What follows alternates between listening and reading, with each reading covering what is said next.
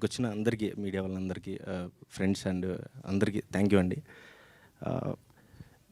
శశివర్ధని నాకు పెద్ద బాహుబలి కంటే పెద్ద జర్నీ నాకు యాక్చువల్లీ. చాలా పెద్ద జర్నీ అండి నాకు. ఎందుకంటే ఇంకొక 6 రోజులు సినిమా రిలీజ్ అవుతుంది. హ్యాపీ. ఎంత స్ట్రగుల్ ఉన్నట్టే, స్ట్రగుల్ లేకుండా ఏది రాదు. బట్ అదంతా చాలా మంచి బ్యూటీ అది. బట్ నాకు ఈ సినిమా ఎందుకు అని అంటే ఒక మాట మీతో షేర్ చేసుకుంటున్నాను అండి. ఎందుకంటే ఈ స్టేజ్ మీదకి ఈరోజు వచ్చినప్పుడు ఒక మాట మా నాన్నకి చెప్పాలనుకున్నాను నేను. ఇంతవరకు తెలియదు ఆయనకి.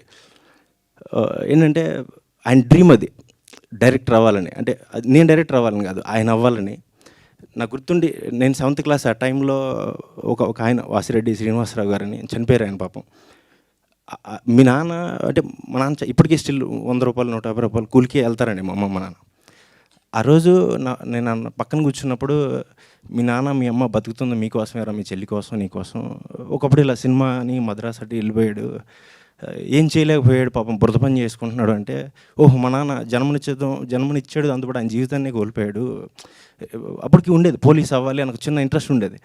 సరే ఓకే, మా నాన్న చచ్చిపోయే రోజు ఆయన బతకలేని లైఫ్ నేను బతికితే చూసి చచ్చిపోతే చాలు అనుకున్నాను. అనుకోవడం చాలా ఈజీగా అనుకున్నాను. కానీ ఇక్కడ దాకా రావడానికి జర్నీ అంటే, నాన్న నాకు తెలుసు నువ్వు ఎంతమందికి సమాధానం చెప్పుంటావు. అంటే మనం కనీసం ఇల్లు కూడా సరిగ్గా లేదు మనకు, నాకు తెలుసు. నేను ఇక్కడుండి పడ్డ స్ట్రగుల్ కంటే నువ్వు ఊళ్ళో ఎంతమందికి సమాధానం చెప్పుకోలేక, పెళ్ళిళ్ళు వచ్చేసిన కూతురు ఉంది, ఏమీ లేదు అంటే నువ్వు పడ్డదాని ముందు నాకు ఐఎమ్ నథింగ్ నాన్న. నాకు జన్మనిచ్చినందుకు, ఈరోజు నీకోసం డైరెక్టర్ అయినందుకు నాకు ఈ జన్మకి ఇది చాలు. నాకు అసలు నాకు ఇంకోటి ఏంటంటే ఈ డ్రీమ్ని ఇక్కడ దాకా రావడానికి ఫస్ట్ అంటే మనం కథ చెప్పాలి, కథ రాసుకోవాలి, చాలామంది తిరగాలి, అది ఊరికే రాదు. ఫస్ట్ నేను తేజ గారికి ఒక చోట నరేషన్ ఇచ్చినప్పుడు ఆయనకు కూడా బిలీఫ్ లేదు యాక్చువల్లీ. ఏంటంటే నేను షార్ట్లు చెప్తాను, ఎక్కువ కథ కూడా చెప్పలేను. ఇలా ఉంటుందండి, ఇక్కడ ఒక ఆర్ఆర్ వస్తుంది, ఇలా ఫీల్ ఉంటుంది, ఇలా చెప్తాను. ఆయనకి ఏదో ఉంది కానీ జడ్జిమెంట్ రానప్పుడు ఫస్ట్ గౌరీ గారి దగ్గర తీసుకెళ్ళి ఇంకొక నరేషన్ ఇస్తే, ఏదో చెప్తున్నాడు అయినా చేస్తే బాగుంటుంది, చాలా బాగుంటుందని నమ్మి ఫస్ట్ నా డ్రీమ్ కాదు, మా నాన్న డ్రీమ్ని ఫుల్ఫిల్ చేయడానికి నాకు ఛాన్స్ ఇచ్చినందుకు మేడం నేను లిటరల్లీ అసలు సార్, ఎందుకంటే మా నాన్న నాకు జన్మిచ్చాడండి, చాలు నాకు. ఆయన కోసం ఇక్కడ దాకా వచ్చాను, అది అంతకుమించి నాకు ఏం అవసరం లేదు. ఈ జర్నీలో ఒక డెబ్యూటెంట్ డైరెక్టర్ని చాలా జడ్జ్ చేస్తారు చాలామంది. నాకు ఉంది, రక్షిత్ గారు, కోమలి గారు అవ్వచ్చు, మిగతా అందరు టెక్నీషియన్స్ ఒక 10 days ఎలా తీస్తాడు అసలు, ఏదో చెప్తాడు కదా షార్ట్లు అవి ఇవని. ఫస్ట్ 10 days షూట్ చేసినాక ఆ రష్ అయిపోయిన తర్వాత, అంటే ఆ తర్వాత నమ్మిన విధానం నన్ను సార్ నిజంగా సార్ అంటే భయపడేవాడిని, ఎప్పుడు భయపడతాను, నార్మల్గానే భయపడతాను, ఇది మాట్లాడిన తొందరగా.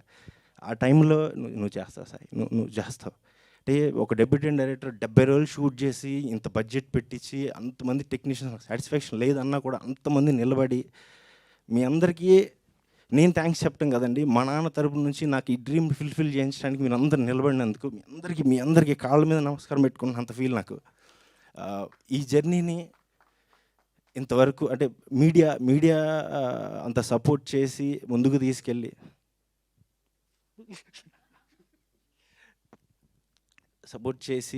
శశివర్ధని అనేది ఏదో సంథింగ్ ఏదో చిన్న సాటిస్ఫాక్షన్ ఇచ్చే ఫిలిం అవుతుంది అని నమ్మినందుకు, సపోర్ట్ చేసినందుకు అందరికీ థ్యాంక్ యూ అండి. టెక్నీషియన్స్ అంటే ఫస్ట్ డిఓపి అంటే మా ఇద్దరిది ఎలా ఉంటుందంటే, ఎప్పుడు టామ్ అండ్ జెర్రీ కంటే దారుణంగా ఉంటుంది, కొట్టుకుంటూ ఉంటాం, తిట్టుకుంటూ ఉంటాం. But end of the day ఒక మంచి ఫ్రేమ్ ఇస్తాడు నాకు. అంటే నేను ఎప్పుడు రాసుకున్న విధానం చాలా పొయిటిక్ ఫీల్లో రాసుకుంటాను, దాన్ని ఒక అందమైన పెయింటింగ్ లాగా. మచ్చా మనం చేస్తున్నాం కదా మళ్ళీ, థ్యాంక్ యూ. బిజీ అయిపోయావు కదా అని మళ్ళీ రానంటే ఈసారి ఇవ్వకపోతే కేసేస్తా. థ్యాంక్ యూ అండి.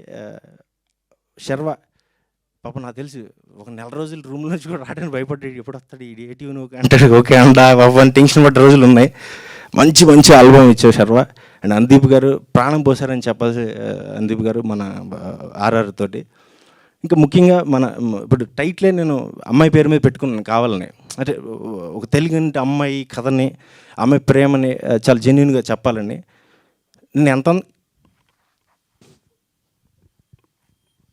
నేను నేను ఎంత అందంగా రాసుకున్నానో అంతకంటే అందంగా చేశారు కామెడీ గారు, అంత సపోర్ట్ చేశారు. చాలా లోలో ఉన్న టైంలో కూడా సపోర్ట్ చేస్తూ ముందుకు తీసుకెళ్లారు.